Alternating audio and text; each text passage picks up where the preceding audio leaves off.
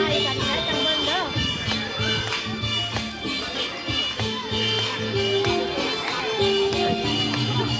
แม่ก็ม้วนกันเนาะจัดเบิ้ลเลยแม่ใจทอดม้วนกันโอ้ย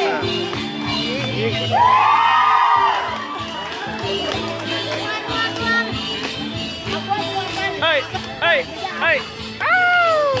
เฮ้ยเฮ้ยยิ้มได้ยิ้มได้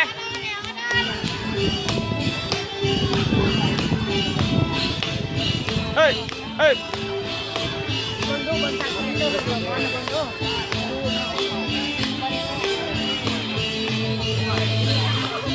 เอาเกี่ยวเอาสู้โอ้หลักอะไรผู้เขามาเบิ่งก็อย่าลืมกดไลค์นึกว่าเบิ่งจนตาข้างเนาะหลักอะไรมึงแน่ดิมึงแน่คู่เบิกสิเพาะม่วนก็ได้ไอ้ตอนก็ไล่กันนะ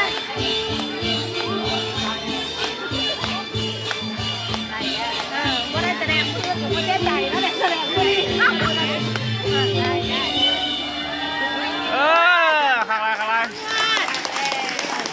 จบเลย รถมีผู้ชายเด้อเต็มที่ผู้ชายแล้ววงได้เสริมวัดข่อยกับมีเด้อผู้ชาย2 คน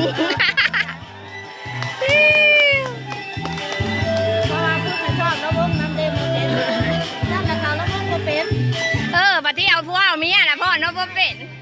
ก็วัดเลยเนาะเพราะว่าลูกเอง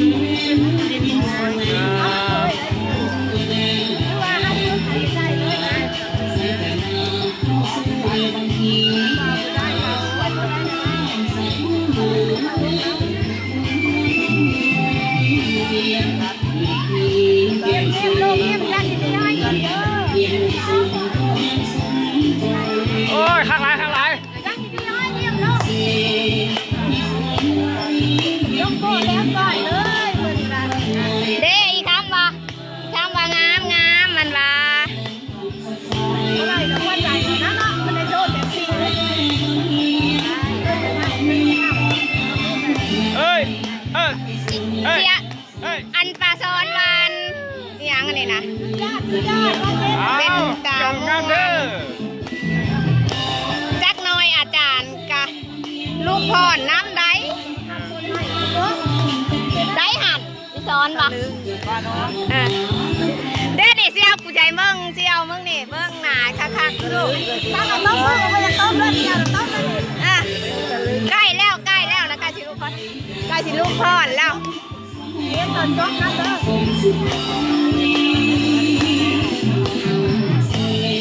ทุกวันก็จะลงทุกวันแน่หรอถ้าเราพูดเรื่องอะไร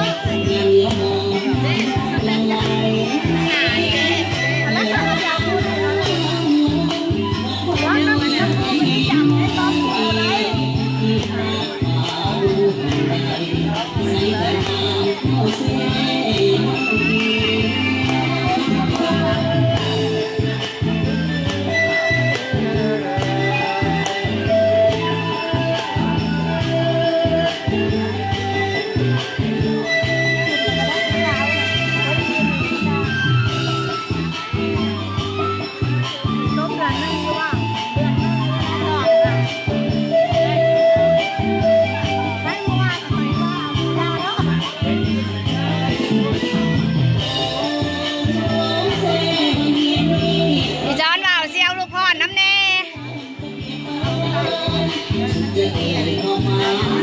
เสี่ยวนะพ่อมีฮอตอันโดนตีในหัวใจจำเดียวนี้นะเฮ้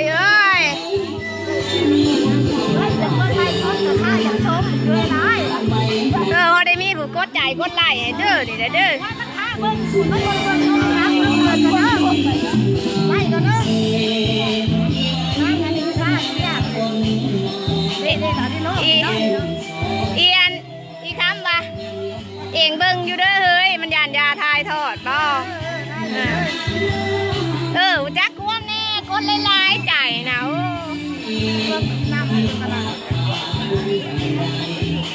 แบบปะหายใจมันรัวไปเขากับผัว วจะว่า แบบอีแพทย์เนาะ อ่ะ แบบแพทย์แพทย์ไหน กำลังใจเห็นได้เด้อ แพทย์ไหนชดติห่วยอันนี้เราได้ เอ้ยขอบใจเด้ออาจารย์มาไล่สินใจรัวใจรัวเออ